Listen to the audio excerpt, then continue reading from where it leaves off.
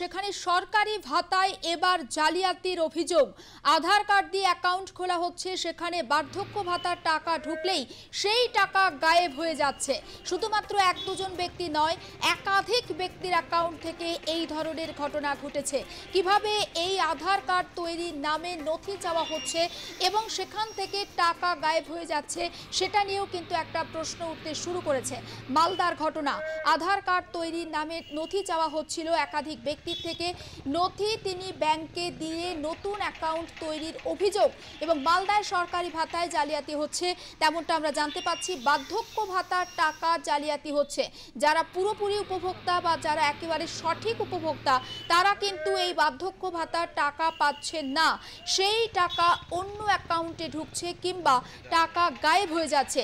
বিশ্বজিৎ মণ্ডল রয়েছে টেলিফোন লাইনে। বিশ্বজিৎ, সরকারি যে ভাতা সেখানেও জালিয়াতি, কিভাবে ঘটছে বিষয়টা?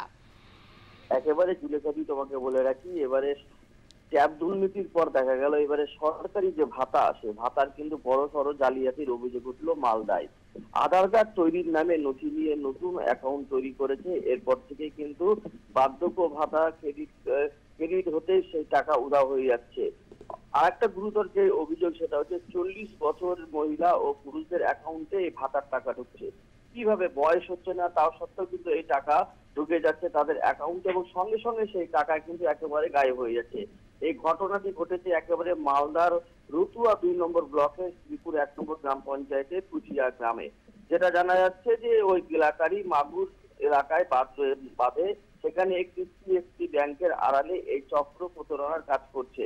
জাকির শরীফ নামে ওই ব্যক্তির বিরুদ্ধে অভিযোগ উঠেছে যে তিনি নাকি সেখানকার মাস্টার মাইন্ড। সেখানকার যারা বাসিন্দারা জানাচ্ছেন যে সেখানে তারা আধার কার্ড করতে যাচ্ছেন, কেউ নাম ভুলে গেছে, সেই আধার কার্ড করতে গিয়ে কিন্তু এই চক্করে ধরা পড়েছেন।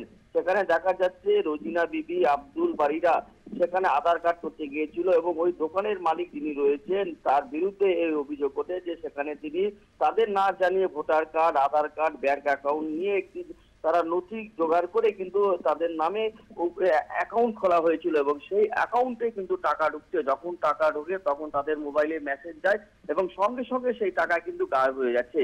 এই ঘটনা সামনে আসতেই কিন্তু একেবারে রাজনৈতিক চাপানোতর তৈরি হয়েছে। তারপরে কিন্তু যিনি ওই মালিক রয়েছেন জাকির হোসেন, তার বিরুদ্ধে যে অভিযোগ ওঠে তারপরে তাকে ধরা হলে সে কিন্তু সেখান থেকে পালিয়ে যায়। এ বিষয়ে ব্লক আধিকারিকের কাছে লিখিত অভিযোগ দায়ের করা হয়েছে এবং ব্লক আধিকারিক যেটা জানাচ্ছে যে বিষয়টা সত্যি যদি হয়ে থাকে তা দেখা হচ্ছে এবং যেসব অ্যাকাউন্ট খোলা হয়েছে সেসব অ্যাকাউন্টগুলোকে বন্ধ করা হবে। এবং যিনি জাকির শরীফ রয়েছেন তিনি কিন্তু অভিযোগ, যেসব কারণেরা যারা অভিযোগ করেছে তার বিরুদ্ধে তাতেও প্রাণনাশের হুমকি দিচ্ছে। এই নিয়ে কিন্তু একেবারে রাজনৈতিক চাপানোতর তৈরি হয়েছে সেই এলাকাতে এবং সেই এলাকার ঘটনার পর থেকেই কিন্তু যে রয়েছে তার যার বিরুদ্ধে অভিযোগ সে কিন্তু সেখান থেকে পালিয়ে গেছে। বিশ্বজিৎ, নজর রাখো, আমি পরে আবারও তোমার সঙ্গে এই বিষয়ে কথা বলবো। আপাতত ধন্যবাদ।